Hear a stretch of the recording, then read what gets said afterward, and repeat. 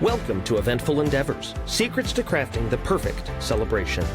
If you're planning an event and looking for useful tips from industry experts, you're in the right place. So get ready to take some notes and we'll dive right in. This is Eventful Endeavors.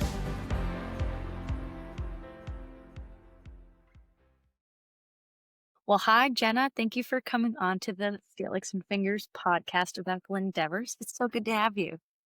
Yes, thank you. Thank you so much for having me. We're excited. Yay, good. So I just want to ask you a couple of questions about your venue, which tell all of the listeners at home what venue you're calling in from. I am calling in from Garage B Event Space in Brighton, Massachusetts. Very cool. And how can our listeners find you on social media? So you can find us at Garage B Events on Instagram and Facebook. And then our website is the same, garagebeevents.com. Pretty easy across the board, Garage B Events everywhere. Cool. So what are some current trends that you're seeing in the wedding or event industry? Yeah, we are a blank slate venue. So we do primarily weddings, but we do a ton of other stuff too. But in terms of trends in weddings, I feel like I'm noticing a lot of kind of not so normal kind of trends. Like people are doing a lot of just not as kind of cookie cutter, which is really, I think, just our venue in general. We're a old garage warehouse. So people come here, I think, to get out of the cookie cutter trend. So I think I'm seeing like lots of color, lots of, I think we're noticed, like we do a lot of disco balls here. I think that's been a trend forever, but I think like every wedding we had last year had 1 to 10 disco balls here. So noticing that a lot. We do a lot of untraditional weddings, so not so much, big bridal parties, big wedding parties. Not a lot of, walking down a typical aisle sort of stuff. So we kind of see everything across the board here. So yeah. That's so cool. I love a disco ball myself. So that's Yes, so me cool. too. What would you say are some things that couples should never do? Never do. In our venue specifically, something that we really heavily push is always having a day of coordinator here. I just think people kind of underestimate when they rent a blank slate venue what goes into it. Because I always kind of explain to couples when they come here that I'm handing you a blank room, and on the day of your wedding, all your vendors are coming in and coming out day of. So someone needs to be here to coordinate them and make sure that their exact vision is coming to life in this big blank room. We as a venue will always have a venue manager here to make sure that the building is operating. But again, the way that I always explain it to couples is, we'll have someone here working for the building, but you want to have someone here working for you and making sure that everything that you put together so thoughtfully over the past 1.5 to 2 years actually comes to life. So I think that's just a super necessity here. That and then having a rain plan because we are an indoor outdoor venue. So we do have a lot of people that will utilize our patio space. And sometimes if people want to do ceremonies on our patio, I just always heavily encourage them or their planner to come up with a plan for if there is rain, because in Massachusetts, it happens that we only get rain on the weekends. I think that's Every just Saturday. a trend the past couple of years. So yeah, rain plans and day of coordinators here are kind of our must. Cool. So you would recommend that the couple brings their own day of coordinator? You don't do that in-house, or do you offer that? We do not offer any in-house coordination. We have me, the sales manager, and then we have venue managers that are here the day of events. Sometimes it's me, sometimes it's not, who are here for the building, but we just heavily recommend having someone here to help coordinate the vendors and set up all the decor and all of that. Cool. What would you say is the most unique or fun idea you've seen recently? Something that's really fun about Garage B is we have a whole wall of garage doors that open up into the patio, and we had a late fall wedding. I think it was last year. That did basically a stained glass effect across the garage doors where they cut out cellophane pieces and put colored cellophane on every panel of the garage doors. And so when the light came in, displayed the color all across the floor. And that was, ever since that has happened, weddings come, or couples will come in here and be like, how do I do that? How can I recreate that? And then I've had other brides that were like, oh, making sure that's not permanent. But I think that's been the most creative thing that someone has done, a planner has done here. Just like a really good use of the space and the kind of really leaning into the garage door vibe that we have. That's so cool. I bet that looks just beautiful, and you can customize the colors. It's genius. Exactly. It was like exactly their color scheme. So it was very like very bright wedding with lots of colors, and their tablescapes matched the colors that they put on the garage doors, and everything kind of matched together. And it was just really, really creative. It was probably our favorite wedding that we've hosted here in terms of the decor. That's so cool. Yeah.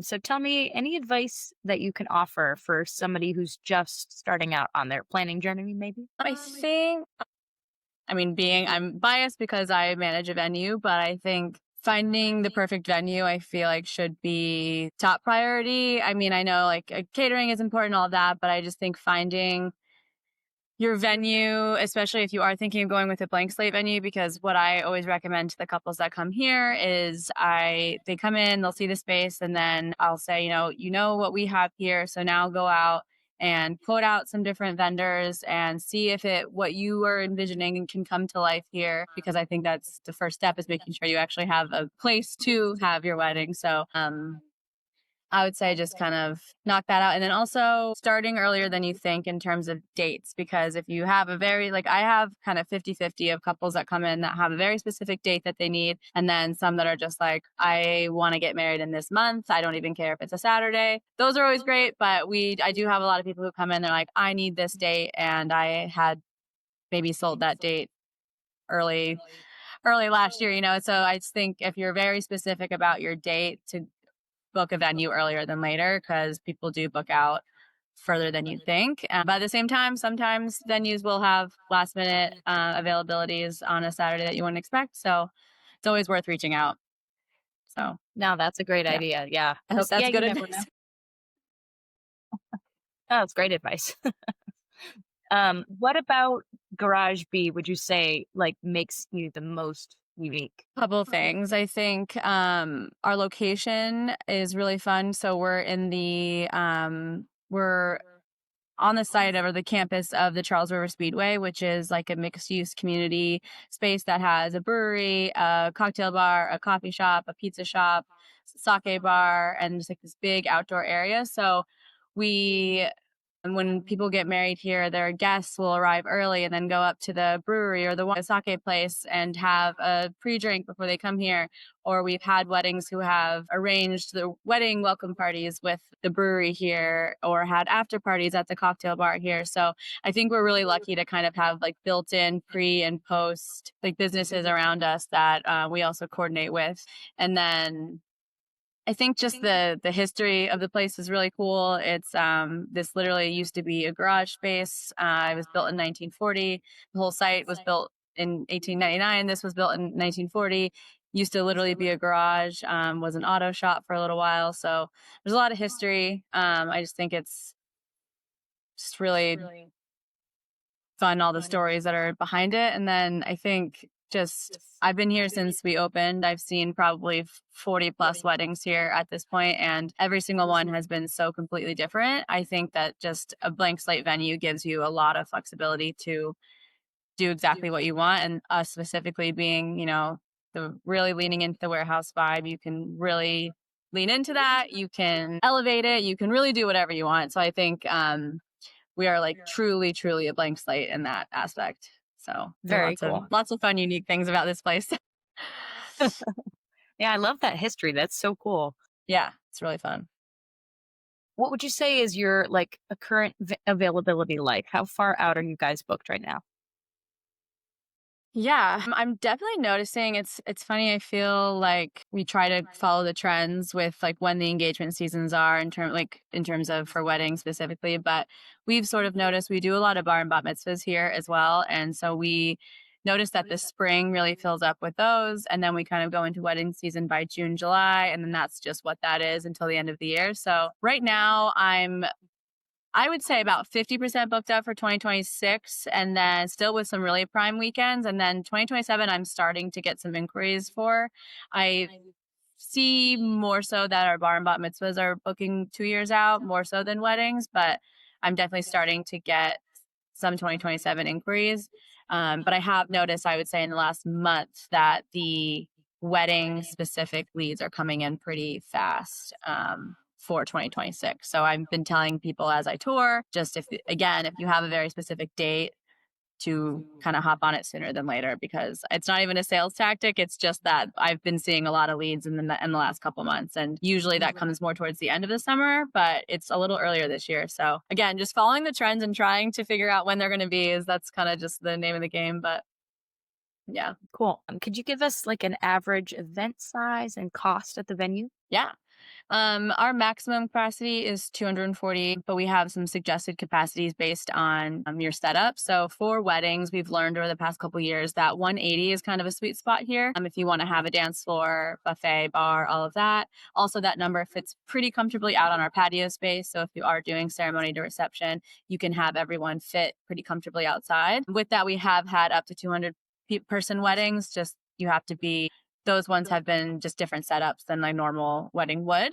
And I would say the lowest amount that I would suggest here for a wedding would be no less than 100, or the space might start feeling a little big. But I would say the sweet spot, my favorite number here for a wedding is 120 to 140. It's just like a really comfortable number for big dance floor, plenty of seating, plenty of space, plenty of room outside. And then in terms of cost, since we are just a blank slate, we only sell the space. We only have a cost per whatever day that you're getting. So our weekends range from off peak 5,000 to peak 8,000. That's for our 2026 prices. So the most you're going to spend is 8,000 on a day, and the lease is 5,000 for a weekend. And then our weekdays go down to 3,500. Cool. Okay. That's really good to know. What's the deposit amount? Yeah. So we do 50% deposit to fully take the date off of the calendar. That is non-refundable, because when we take the date off the calendar, that means we don't sell it to anybody else. And then the rest of the amount is due about a week out from your actual event date. Cool. Do you have a cancellation policy? Yes. So again, the deposit is non-refundable, but as long as you cancel outside of 30 days from your event date, you are not responsible for the rest of your rental amount, but that deposit that you originally put down would be held. Okay. Do you have an in-house catering service, or do couples provide their own caterer? I'm assuming since you're a blank slate that they bring their own.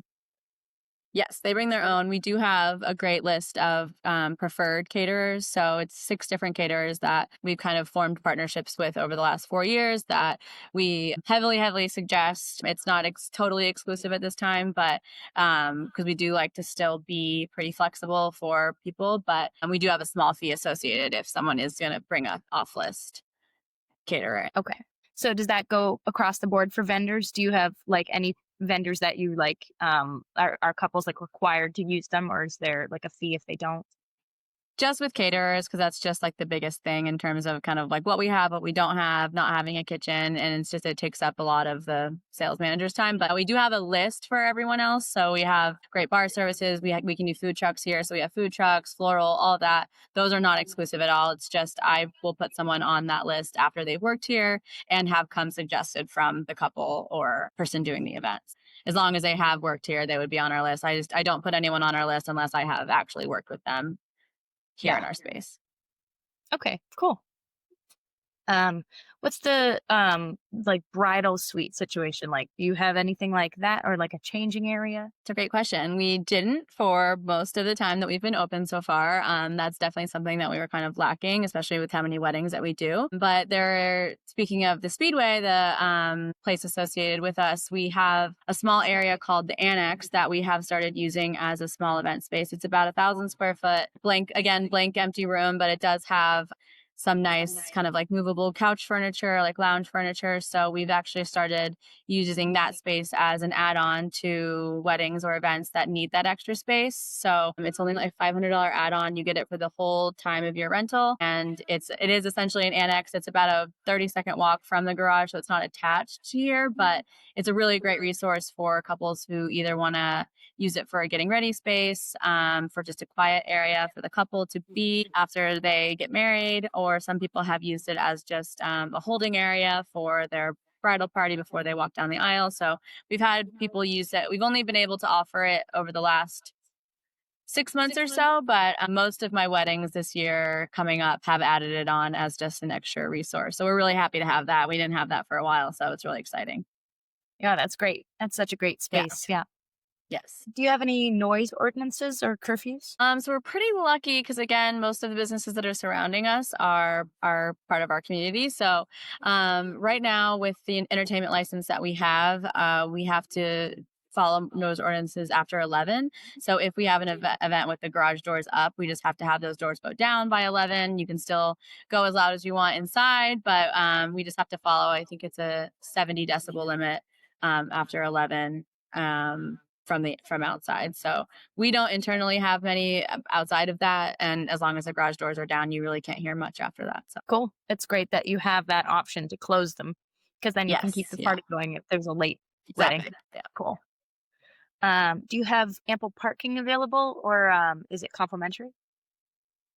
So we do have parking. We actually got really lucky. There's a health center that's right behind us, and they actually lease us their parking lot anytime that they are closed. So we get it limited times during the week, but on the weekends we have full access to it, starting at around 2 p.m. on Saturdays up until midnight on Sunday. So we are able to offer about 100 spaces to guests and vendors on Saturdays and Sundays, and then Fridays after 5, which is really huge for a Boston venue to have parking. So we do have to charge for it. It's just a pass through from the lease that we have with them, but it's a game changer to be able to have that much parking.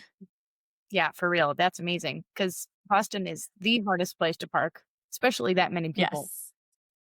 Yes. If anyone's like me and I don't know where I'm going to park when I'm going somewhere, I maybe don't go. But no, and we also have a really great driveway for Uber, Lyft drop off. There's a driveway directly in front of the garage. So anyone who's not driving, there's really easy access. And then also for weddings that do shuttles or trolleys or anything like that, there's a really great driveway in front of the space too. So we have lots of options for parking or rideshare. Oh, that's awesome. How early on an event day can vendors access the garage for setup? Yeah, so we do 12-hour venue rental periods. So, we started out doing 10 when we first opened, but realized that just again with the blank slate, people just needed a little more time. So we do 12 hours. So guests the clients can decide where they want their event to start and end within that 12 hours. And then that kind of dictates what their rental period would be. So our only main rule is we do have events end by midnight. So if you were to go all the way till midnight, your rent and be allocated about an hour for breakdown. So it would be like a 1-to-1 rental, or more if you did 5 to 11 to be 12 to 12. So 12 hours total, which is usually ample time. So vendors can come anywhere in that window? Yeah. Okay. Cool. I know some florists and stuff, they need that whole time. We take about 2 hours to set up our pianos before guests get there. It's not too long. Yeah. It depends on it's always like light. If there's a ton of lighting, they usually want to get in first, and then florals, usually want to get in just to get everything, because they're usually the ones on the ladders and all of that before the furniture gets put in. So it's always like a formulated plan of kind of who gets in first and who's going to be in each other's way. Cool. So now on an event day, you mentioned that either you or someone else will be on site.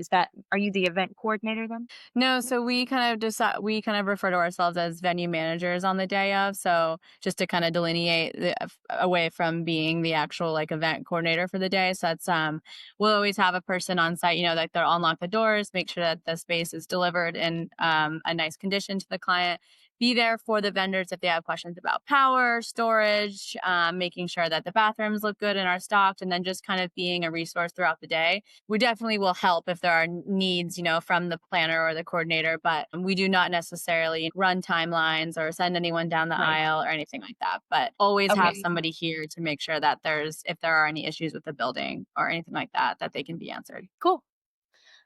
So will you be the main point of contact prior to the event? Yes. Yeah. So I'm the only point of contact up until the day of the event. So I handle all lead communications, tours, doing the tours. And then after they sign a contract, they have access to me throughout their planning. If they need to come in for more tours, once they hire their vendors, coming in for a final tour, I'm their contact up until the day of. And then we, like I said, we'll hand over to one of our team of venue managers for the day of. Cool. All right. Well, that's all I have. Thank you so much again, Jenna. And shout out to the entire team at Garage Bee Events at the Speedway for being just a great option for Boston area brides and couples, and as well as for other events too. Sounds like you guys do really great work. And it was such a pleasure speaking with you. Thank you so much for having me. This was great. Yay.